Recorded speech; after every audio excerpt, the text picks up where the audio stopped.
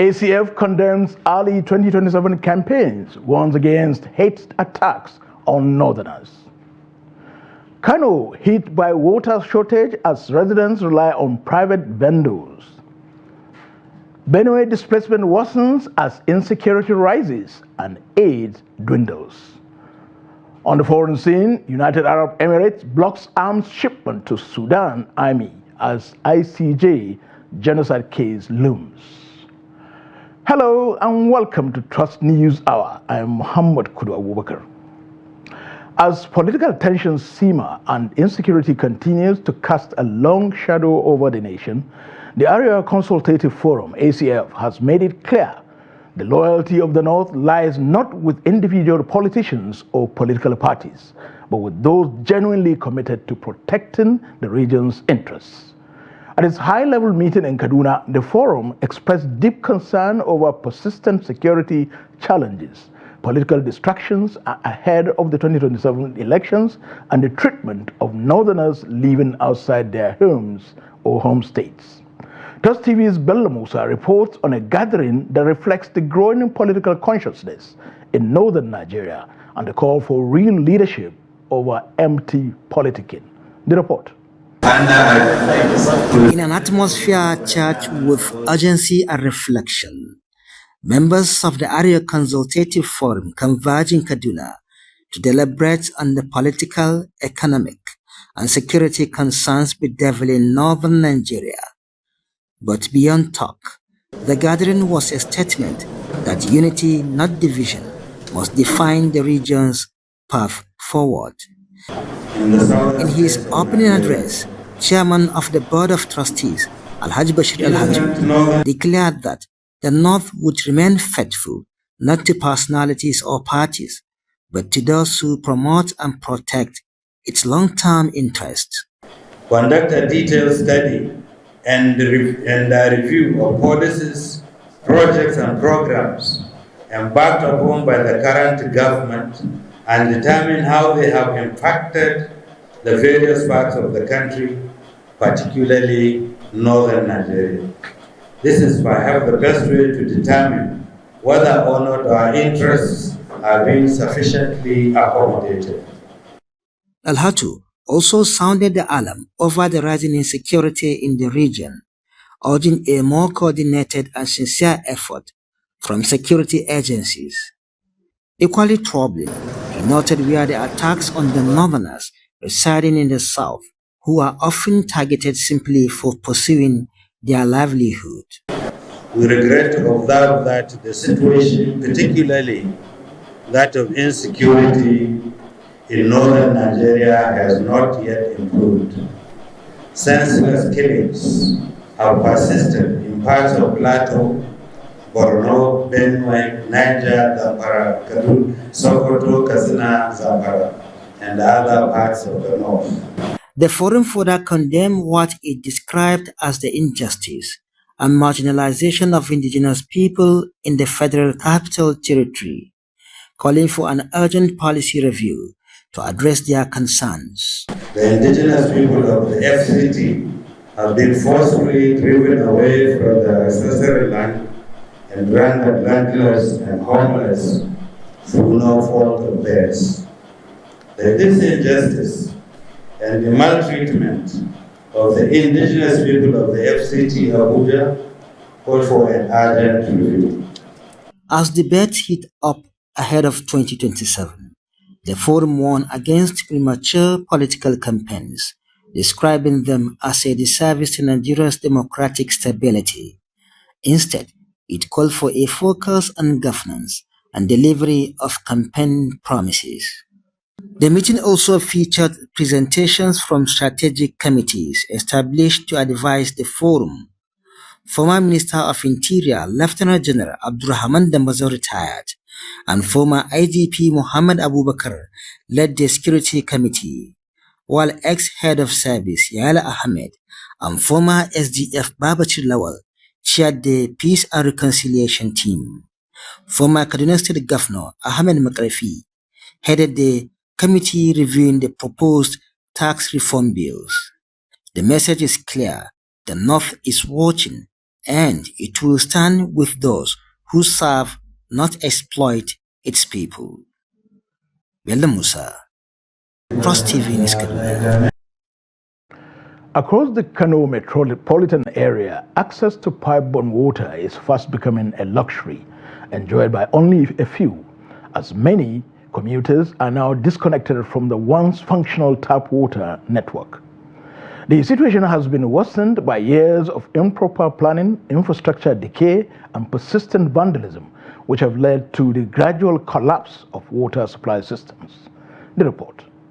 Despite the water supply challenge in Kano, a handful of neighborhoods still have access to pipe-borne water. With the estimated required water for Kano population around 700 million cubic meters per day, for other residents, water comes from alternative sources like manually operated or electrically powered boreholes or purchased from water vendors at varying costs.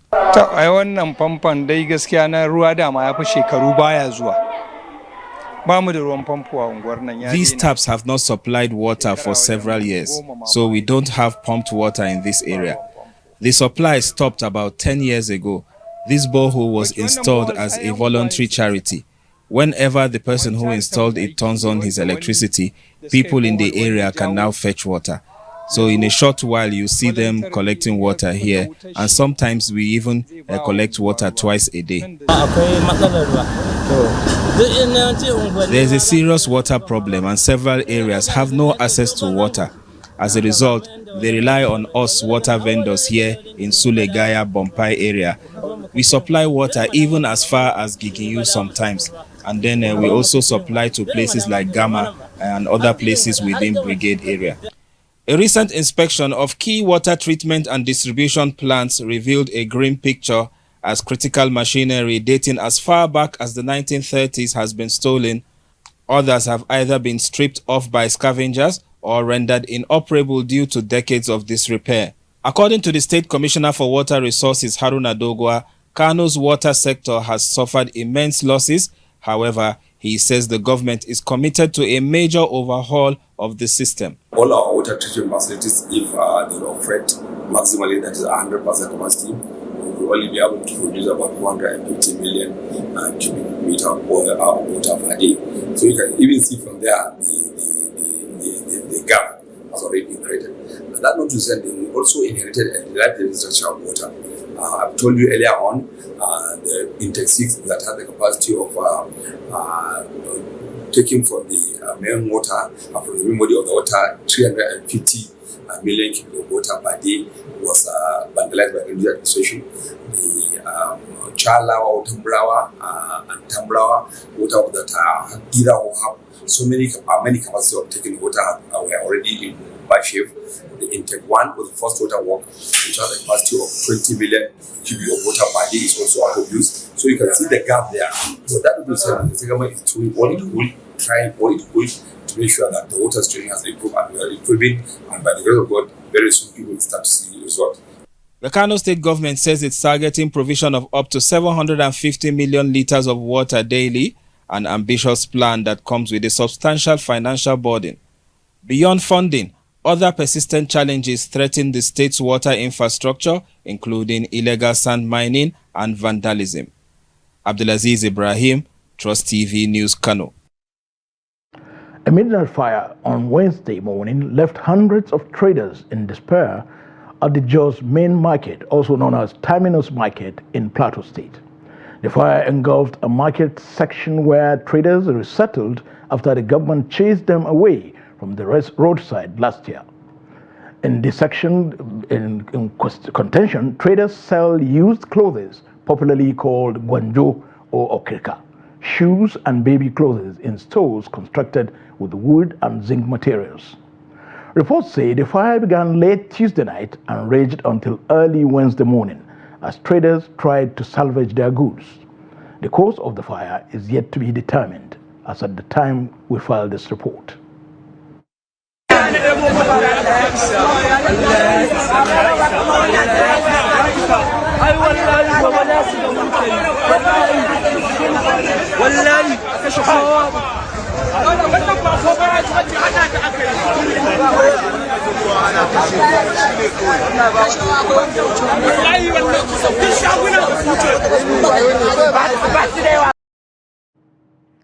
The humanitarian crisis in Benue State has intensified following recent attacks on communities.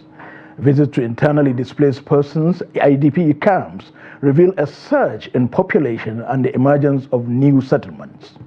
This escalating situation, coupled with indications of reduced or withdrawn support from key United Nations agencies due to dwindling funds, raises serious concerns about potential food shortages and increased hardship for the displaced population. The report. This newly established IDP camp in Naka, the headquarters of Gwe West local government area, shelters an unconfirmed number of individuals displaced by the latest wave of attacks on Benue communities. Despite the challenges, the resilience of these individuals, mirrored in other camps visited, is evident as many are actively seeking ways to sustain themselves. Speaking off camera, the IDPs described dire conditions within the camps, citing a lack of essential resources such as water, shelter, healthcare, and adequate food supplies. While acknowledging the daily struggle for survival, they noted the Benue State government's consistent monthly distribution of food and non-food items, though insufficient. Meanwhile, the government has provided land and other support to enable them to engage in food production as the farming season approaches. However, their deepest aspiration remains the eventual return to their ancestral homes and the resumption of normal lives. Dr. James Yopu, the Executive Secretary of the Benue State Emergency Management Agency, confirmed the reduction in food and other aid from donor agencies. He stated that this decline has exacerbated the challenges of food scarcity and the management of the growing displaced population within the state. Dr. Yopu further revealed that the state government has initiated large-scale IDP farms to produce food commercially alongside other initiatives aimed at improving the living conditions of the displaced. On the issue of food supply, I've been receiving series of reports that when we send items to Naka and Nagagwe, people who are not living in camp will come and take over these items and then leave the IDP stranded. So today I decided that I will have a meeting with the traditional rulers, the community leaders and stakeholders in Agagwe and Naka, so that when we have resolved by going forward, beginning from tomorrow, the chairman of the local government, the GLO, the commissioner who is also here, the permanent secretary, we also help us to coordinate the distribution of food and non-food items here. If something happens, I'll tell the governor to hold them responsible. This situation urgently calls for proactive and concerted efforts from all stakeholders to address this looming crisis. A commercial boat carrying 15 passengers was ambushed by suspected sea pirates on Tuesday along the waterways of southern Ijo local government area, resulting in the abduction of 3 women traders. The attack occurred shortly after the boat departed Swali Market Jetty in Yenogwa, heading for Foropa community.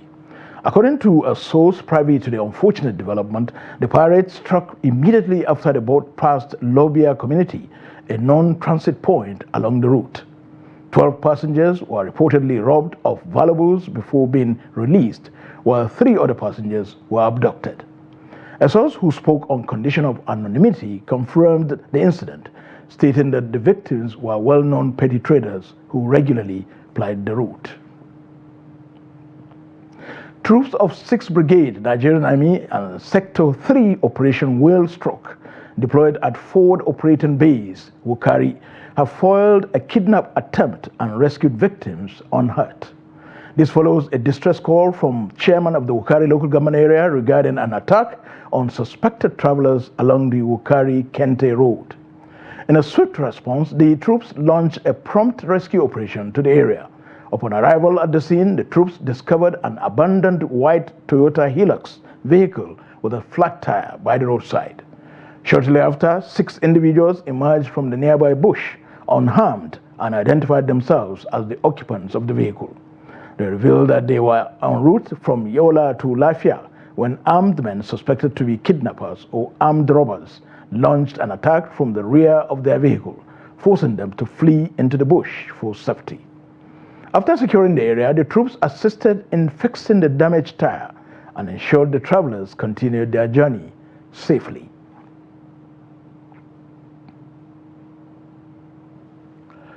The crisis rocking the Zamfara State House of Assembly has taken a new dimension, with the faction loyal to Bashar Aliyu announcing the dissolution of all principal officers and standing committees and appointing 2 committees to give the state legislative institution a better focus.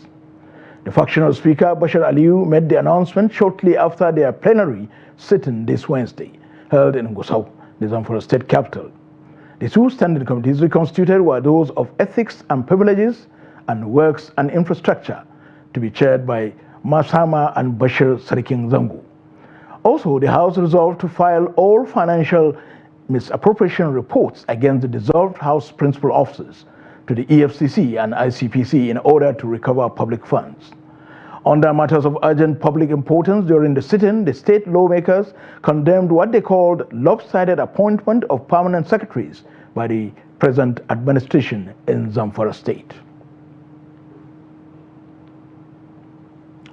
Ahead of the FCT Council elections scheduled for February 2026, some intending aspirants and residents of the territory have been speaking on issues they believe should dominate discourse and chart a pathway for the emergence of chairmen and councillors for the 6 area councils and 62 wards that make up the territory.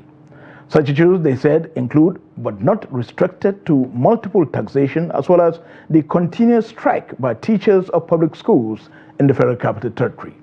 Trust TV's Noel Sampson has more. According to INEC, primaries for the election will hold from June 9th to June 30th, 2025, while the final list of candidates will be published on September 22nd, 2025, with campaigns by political parties billed end at midnight of Thursday, February 19th, 2026. Some of the intending aspirants and FT residents shared their perspectives on the polls. Inclusion is the first thing they're expecting from our leaders. So yes, the inhabitants want to be included because according to them, they've been sidelined for a long time. And the president is doing everything, even including the FCT minister. They are doing their best to see that they are included and there's transparency. We are expecting nothing better than what we are having now. You see, a lot is happening in FCT. FCT is the Federal Capital Territory of Nigeria.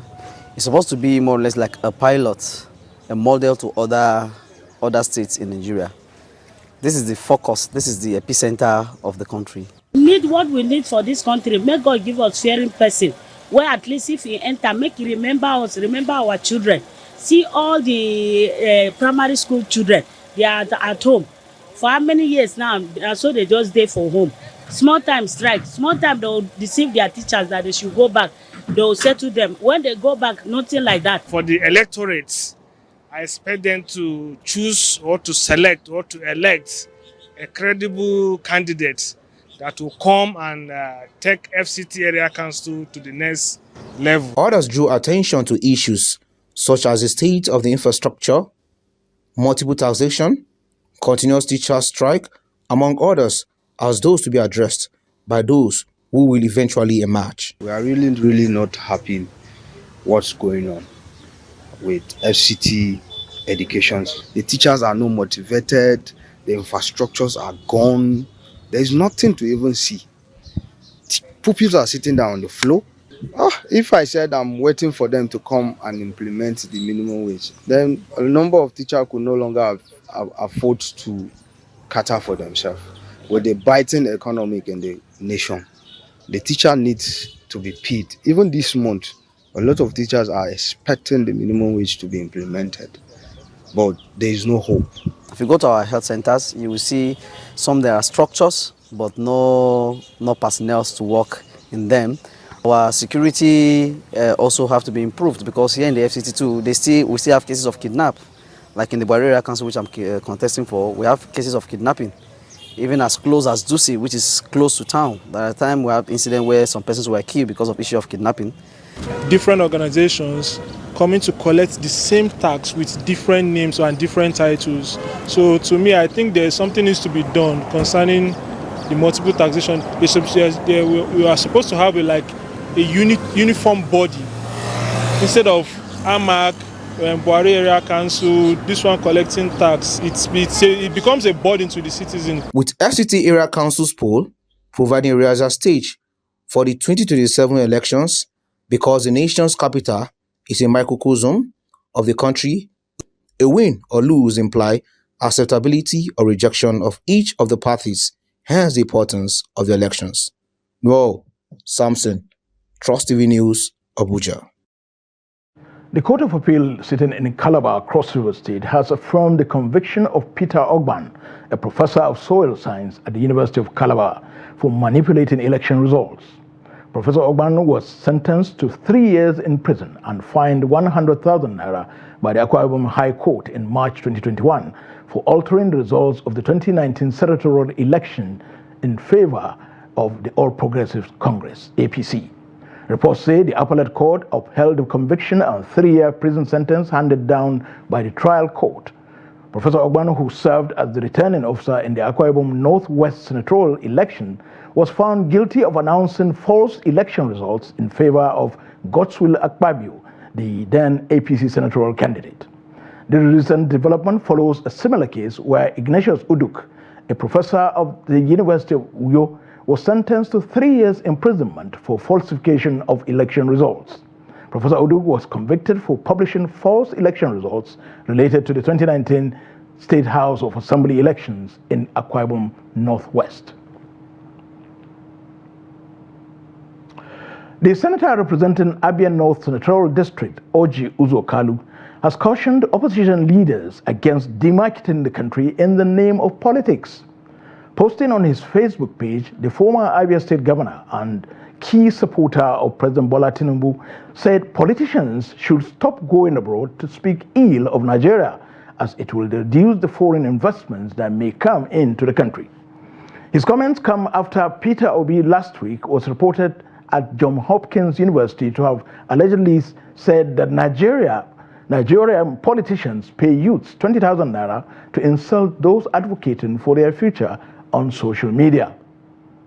It's very difficult to see some of our leaders going around America, Europe, Canada, Australia, China, demarketing our country. When we're busy looking for investment to pull up the country, people are busy going to tell everybody in Nigeria that nothing is happening. Sure. But how do we bring the people up? We must lift our Nigerians up. The policies of President Ahmed Tinubu is going to work, and it's working. The problem is that it's not trickling down. There's a trickling down effect is what is after, and that is why we need continuous investment without stopping. Justice Ian Eko of the Federal High Court in Abuja has ordered the Economic and Financial Crimes Commission, EFCC, to release socialite and businesswoman Aisha Achimugu within 24 hours. Justice Eko also ordered that the parties report to the court on May the 2nd on the outcome of his order. Justice Eko had on Monday ordered Achimugu to submit herself to the anti-graft agency in connection with an ongoing investigation bordering on money laundering and other offenses. Justice Eko also held that following her appearance at the EFCC office, the anti-graft agency is to return and make an appearance before the court with her on Wednesday, April the 30th for the report. Recall that the EFCC arrested Achimugu at 5 a.m. on Tuesday at the Nnamdi Azikiwe International Airport, Abuja. The EFCC is investigating Achimugu over alleged conspiracy, obtaining money by false pretense, money laundering, corruption, and possession of properties reasonably suspected to have been unlawfully obtained. The federal government has declared Thursday a public holiday to mark this year's Workers' Day, which is celebrated every year on May the 1st. Announcing this in a statement on Tuesday, the Minister of Interior, Olubunmi Tunji Ojo, commended Nigerian workers for their diligence and sacrifice. He recognized their efforts as contributors to the country's internal and external growth. The minister reiterated the need for peace to drive industrialization and economic growth and urged workers to imbibe the culture of innovation and productivity. Tunji Ojo also encouraged workers to raise the bar of their trade, noting that it will improve governance and enable citizens to derive maximum benefit from the nation's wealth and resources. Moving on now, as Nigeria joins the rest of the world to mark this year, that is 2025 World Malaria Day, experts say despite a significant fall in the national prevalence rate among children under 5 from 42% to 22% in recent years, the disease still remains a source of serious concern. They stated this after a street walk to mark the day in Bauchi. Trust TV's Adamu Imam has details. Bauchi State is among the high-burden states in Nigeria, as according to National Malaria and Impact Survey 2021, malaria prevalence in children under 5 in the state was approximately 32%, while this marks some progress from previous years. For instance, in 2015, when the prevalence rate was around 40%, the figure still represents a major public challenge. Health experts and advocates share their thoughts with emphasis on community participation. To embark on environmental management and sanitation by clearing gutters, metal scrap, unused tires, so as to discourage the breeding places of malaria vector, which is the mosquito. But we still have challenges, especially in the rural areas, regarding the cleanness of the environment, regarding the use of this malaria insecticide net, and also regarding women taking these malaria precautions in their hospitals. We need to emphasize our campaign in these areas. We need to take care of ourselves, we need to take care of our children. The government is providing mosquito nets, government is providing seasonal chemotherapy, government is doing all her best. But in as long as we don't clean our environments, we will not get rid of mosquitoes and malaria in our environment. However, the State Agency for the Control of Malaria and Other Killer Diseases say they are not helpless, assuring that with determination and innovation, they can turn the tide around. I want all of us to be mobilized for us to be able to reach all the children in target for 2025 SLC implementation. Accelerating the fight against malaria for a healthier future, reinvest, reimagine, reignite, with a slogan that says continue support and stay committed. They advise government to collaborate with partners and indeed every family in the fight against malaria disease, in line with the theme, accelerating the fight against malaria for a healthier future. Adam Imam, Trust TV News, Bauchi. From health to agriculture, soil scientists have raised concerns about the long-term impact of excessive agrochemical use on soil health. This follows the demand for higher crop yields, which is pushing farmers to rely more heavily on fertilizers and pesticides. A practice experts warn may be doing more harm than good. Hassan Koli has this report, and here he is. According to leading pedologists, the overuse of agrochemicals is degrading soil quality, reducing fertility, and disrupting the natural balance of essential soil nutrients. This, they say, not only threatens future agricultural productivity, but also forces environmental risks. They help in reducing the amount of weeds in the soil, that is one, and it also helps in controlling pests and diseases. That's their positive impact. But when these agrochemicals are not applied in a well-managed manner, in a controlled manner, they have a lot of negative impacts that supersede the positive impact. Now, the negative impact of excess application of agrochemicals is what? First, we have soil acidification. The soil become more acidic, and when the soil become more acidic, it means that the plants will not be able to absorb some nutrients from the soil, and as such that will affect crop productivity. And mostly, especially farmers like using urea, and this urea actually helps in acidifying the soil. In response, experts are urging farmers to adopt a more sustainable approach, like starting with regular soil testing, as it helps to determine the exact nutrient need of a plot, enabling targeted fertilizer use and preventing waste or over-application. They are hopeful that more farmers will embrace this science-based approach before the damage becomes irreversible. Ibrahim warns that 30% of agricultural land have been lost due to excessive use of agrochemicals, a development he said needs urgent action. About 24 kilograms per hectare, you understand, per year of nutrient has been depleted. You understand? Initially it was 24 kg per hectare per year, but now it has rise to 48 kg per hectare per year, and this is equivalent to you losing 100 kg of fertilizer per hectare per year. Yeah, you understand? That is in terms of nutrient depletion. Now, in terms of the percentage, not less than 33% of our agricultural land has been depleted due to the excessive use of these agrochemicals. So, and as such, farmers need to rise up, you understand, and go back and do consultation. Firstly, as I said, soil test to know the amount of chemicals, amount of inputs that their farm require, so they put in the exact amount for sustainable crop production and to reduce land degradation. Experts say with proper education and government support, sustainable farming practices like soil testing could become the norm. But for now, the message is clear. Healthy soil means healthy crops and a healthier future for all. Hassan Kohli, Trust TV News, Gombe. Faced with high economic inflation and limited job prospects, many Nigerian youths are turning to risky get-rich-quick schemes as a means of survival.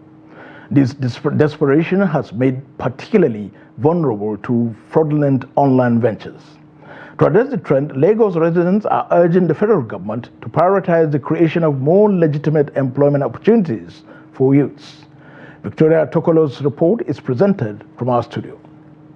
Online trading, by its nature, carries inherent risks, presenting both potential benefits and drawbacks. In Nigeria, all businesses, whether online or offline, are legally mandated to register with the Corporate Affairs Commission. This body is responsible for overseeing such registrations. However, young Nigerians in Lagos are appealing to the federal government to generate reliable and tangible job opportunities that will incentivize them to seek stable employment. They emphasize that unemployment is a significant factor driving youths towards Ponzi schemes. The recent collapse of Crypto Bridge Exchange Cbs, a purported AI-powered crypto trading platform, serves as a stark example. This scheme left thousands of Nigerian youths financially devastated after promising rapid doubling of their capital.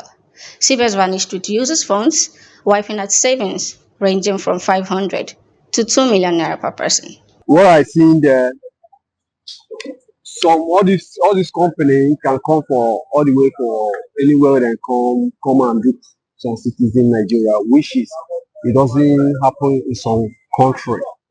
I can say we don't have a security enough. They don't very soft or something. You know, when there's no job in Nigeria or something, but everybody depends on maybe I play the game or something. Because then I was still playing the game or something, but I'm not getting profit or something. Like I'm losing out of it. So I can't just force myself for it. I stopped everything for now. I believe that is not the normal way for me to make money or something.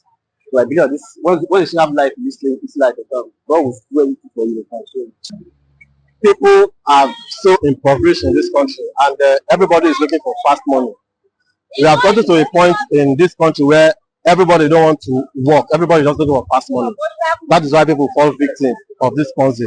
Despite the fact that people have fell into this trap long time ago, during the time of MMM and all that. People still don't want to learn. Why? Because people are looking for fast money. Scam is too much. Scam is too much. I'm not really into the online stuff. I prefer to work physically. So what I would tell the government is that they just give us good job and pay us good money. Because now in Nigeria now there's no job. Government can actually bring out laws that will be able to regulate these things, just like OP, PAMPay, Money Point. They are all under CBN and some other financial organizations in Nigeria, which is very, very good. Which we know that okay, our money is even secured, because they know you want to do it. CBN will find you. But in this case, these people, I don't know if, and they don't even carry out researches on this thing. They just jump into it.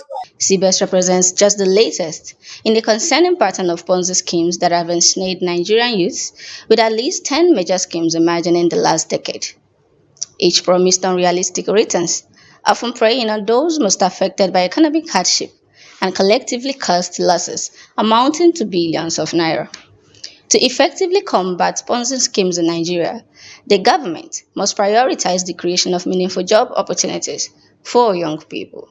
Furthermore, rigorous enforcement of business registration laws is essential to ensure that only fully verified companies operate in order to protect Nigerians and reduce the vulnerability of youths to fraudulent platforms. The federal government is advocating a new Hajj financing model to make pilgrimage more accessible to Nigerian Muslims, as costs continue to rise due to economic fluctuations and global uncertainties. Speaking at the second National Hajj Stakeholder Summit in Abuja, Vice President Kashim Shettima said Nigeria could or may adopt Sharia-compliant saving schemes similar to those used in Malaysia and Indonesia to ensure affordability and financial sustainability. He emphasized the need for strategic fund management to improve pilgrim services and access. National Hajj Commission Chairman Abdullahi Saleh Usman also stressed the importance of collaboration between public and private stakeholders to address mounting challenges in the Hajj industry, including currency volatility and increasing service costs. The Supreme Council for Sharia in Nigeria has announced its Vice President Bashir Aliyu Umar as its new president. The announcement followed the death of former President Abdul Rashid Hadiyatullah, who died on Monday.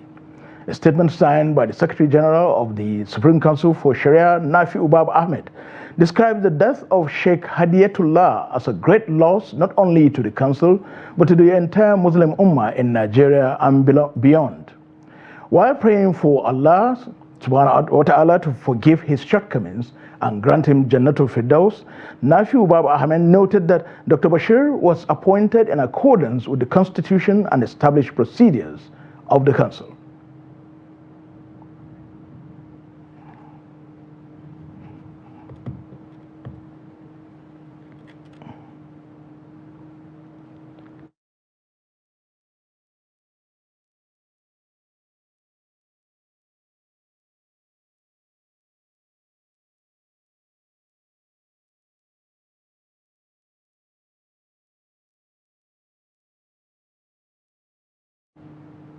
The chairman of the House of Representatives Committee on Renewable Energy, Afam Ogene, has urged state governments to adopt the newly unveiled National Integrated Electricity Policy 2025, describing it as a clear framework to guide states in developing their own electricity markets. Speaking in Abuja ahead of the first National Legislative Conference and Expo on Renewable Energy, Ogene says the policy will position the renewable energy sector as a key driver of affordable power for unserved communities. He noted that the initiative aligns with recent reforms, including the 5th Alteration Bill 2022, number 33, which empowers states to regulate electricity generation, transmission, and distribution. The forthcoming conference, organized in collaboration with the Office of the Speaker, Right Honorable Abbas Tajuddin, and the UNDP, will gather lawmakers, investors, and energy experts to chart a legislative framework for Nigeria's renewable energy future. The new National Integrated Electricity Policy 2025 provides an even clearer framework that states need to adopt as they set in place their new electricity markets. It is expected that in doing so, renewables will form a large part of the emerging investment opportunities. This is so especially as distributed off-grid solutions powered by solar and Nigeria's least cost solutions for underserved and unserved communities. The Development Research and Project Center, DRPC, has launched the Non-Governmental Organization Support Initiative, NISI grant, a rapid response fund of up to 5 million naira aimed at supporting indigenous Nigerian non-governmental organizations. The initiative seeks to address the funding gap caused by recent cuts in global donor support. Trust TV's Habibat Ajayi has more. Due to the policy shifts in the donor and development sectors, primarily from the Trump administration, many NGOs in Nigeria has been forced to cancel high-impact programs since January 2025. In response, the Ford Foundation is backing DRPC in disbursing funds to grassroots, women-led civil society organizations working in areas such as women's economic empowerment, gender-based violence prevention, school safety for girls, women's health, and social justice. Executive Director of DRPC, Jude Walker, shared insights into the initiative, which also includes capacity building support to strengthen these organizations. So it's in our interest generally as CSOs, it's in our interest as Nigerians to ensure that CSOs do have the resources to be able to continue the good work.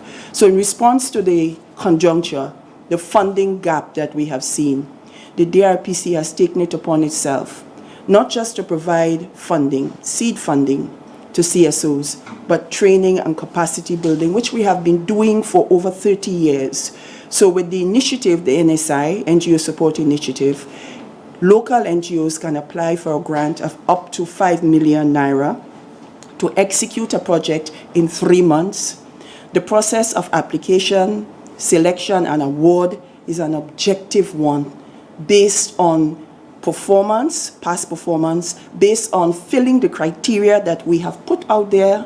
It's on our website, it's in the newspaper, it will be in The Guardian on Monday, it's in other newspapers, it will be specifically stated, and we will use technical, objective criteria to make selections and to award NGOs the support so that they can continue to do the great work that they are doing.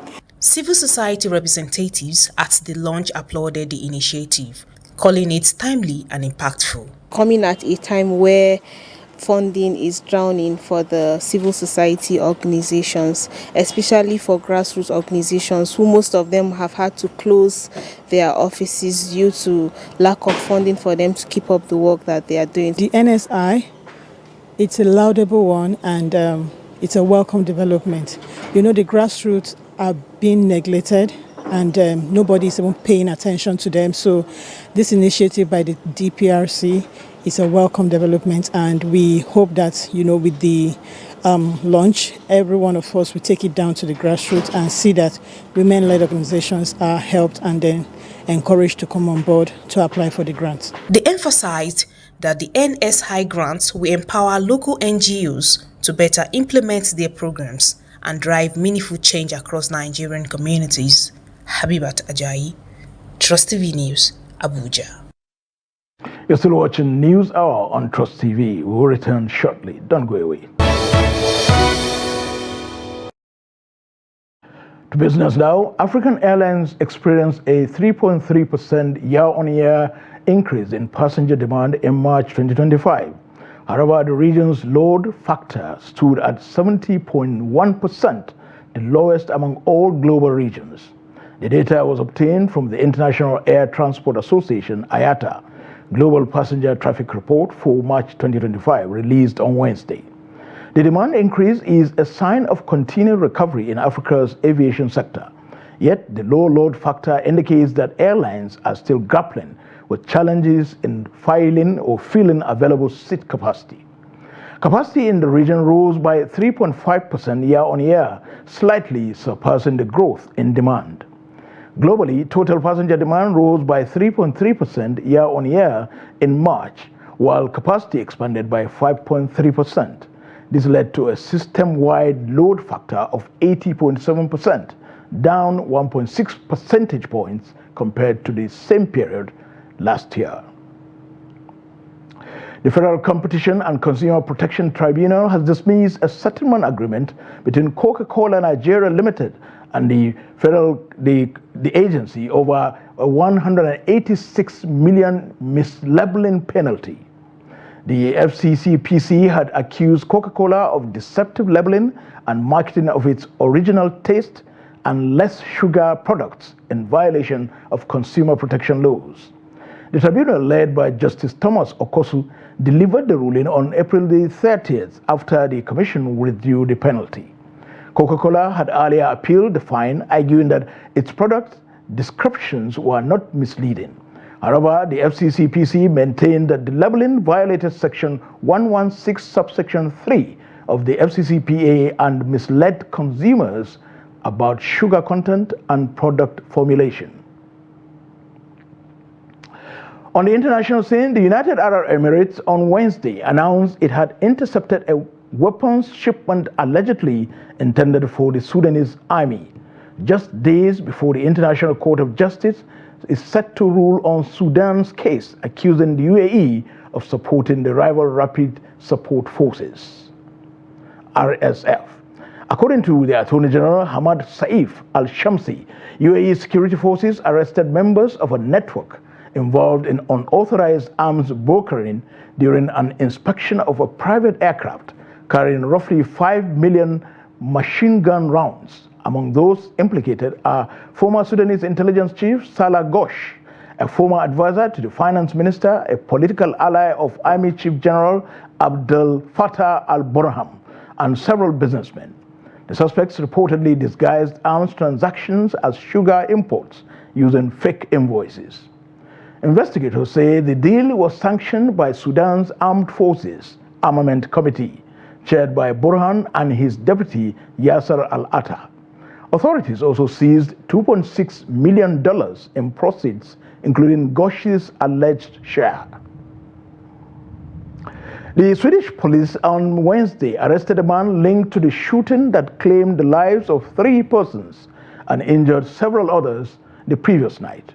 The shooting took place on Tuesday night in Uppsala, a city near Stockholm. Police later launched a manhunt after the perpetrator fled the scene. According to the police, they have not yet identified the motive of the attack and further indicated that the incident was not an act of terrorism or hate attack. However, according to the public broadcaster SVT, one of the deceased is a man who was under investigation for plotting an attack targeting a relative of gang leader Ismail Abdo. Time now to join Adeni Ajisafe for the latest in sports.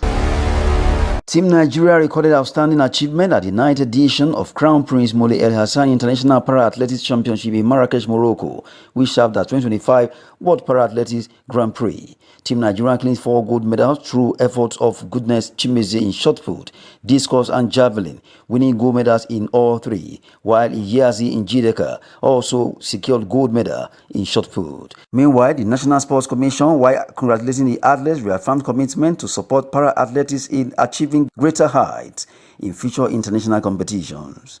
And still in sport, the National Sports Commission NSC has charged the Secretary General of Sport Federations to have innovative approach towards the discharge of their duties for effective sport development. NSC Director General Bukola Olakpade, in his strategic meeting with the secretaries in Abuja, re-emphasized the Commission's reset, refocus and relaunch mandate to the secretaries and the need for them to apply it in the organization of their activities, especially as it regards the image of Nigerian athletes at international competitions. According to the NSC, Nigerian top athletes in Category A of the podium board rankings will no longer fly less than business class for international competitions, while plans are underway on how to scientifically run Nigerian sport for high performance results. And lastly, in sport, the National Sports Commission (NSC) and Nigerian Football Federation (NFF) have agreed on a one-year tenure extension for the Supporters Club Interim Management Committee (IMC), after which general election will hold.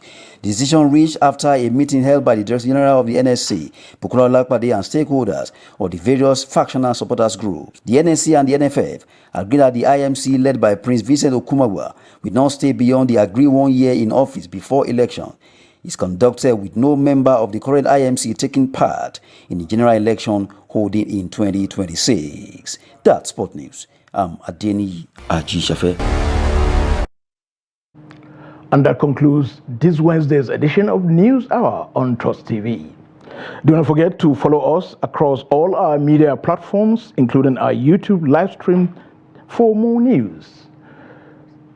Thank you for joining us, and thank you for watching. I'm Muhammad Kudu Abubakar. Good night.